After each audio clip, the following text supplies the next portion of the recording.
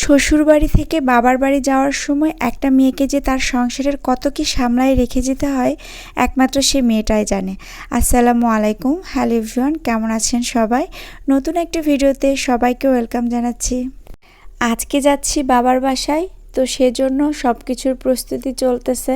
সব রান্না বান্না রেডি করে রেখে যাচ্ছি, যাতে করে ছেলে মানুষ বাসায় থাকবে, তার খাওয়া দাওয়ার যেন কোনো অসুবিধা না হয় সেজন্য।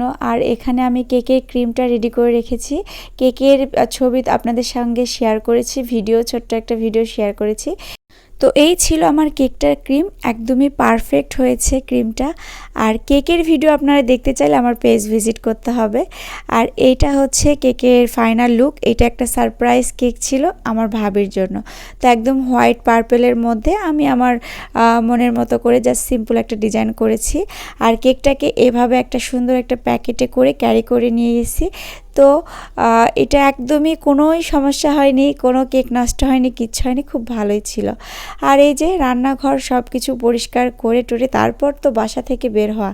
আসলে যারা একা বাসায় থাকে তাদের জন্য আরও সমস্যা, কারণ কেউ থাকবে না, আরও খুব ভালো করে সব কিছু লাগায় টাগে রান্না টান্না রেডি করে যেতে হয়।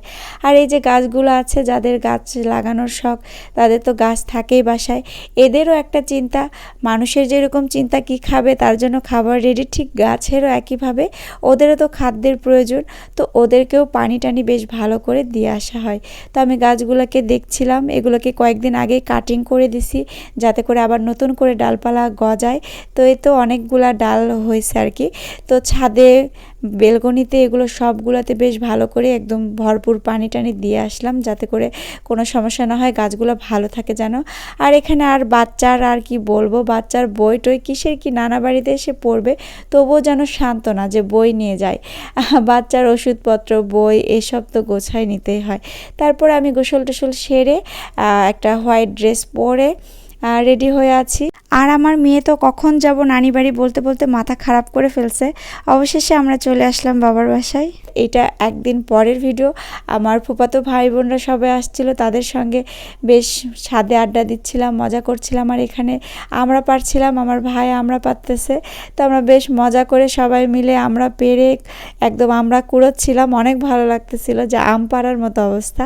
তো এই হচ্ছে আমরাগুলো অনেক বড় সড়ো হয়েছে। আম্মু আমাদের জন্য রেখে দিছে, যারা আসবে ওরা পেরে খাবে। তো আমরা একদম এক বালতি ভর্তি আমরা পেরে নিছি। তারপর একটু ঘোরাঘুরি করলাম রাস্তাতে। আর এই ফুলটা আমার কাছে অসম্ভব ভালো লাগে, এত সুন্দর একটা ফুল, কি নাম আমি জানি না সঠিক। আর আবহাওয়াটা এত বেশি দারুণ ছিল, সেই জন্য তোমাদের সাথে শেয়ার করে থাকতেই পারলাম না। এত সুন্দর একটা আবহাওয়া, ছাদে আমরা সবাই মিলে আড্ডা দিচ্ছিলাম। এখানে বাবার বাসায় সবাই মিলে বেশ ভালোই সময় কাটতেছে। এই ছিল আজকের ভিডিও। আল্লাহ হাফেজ।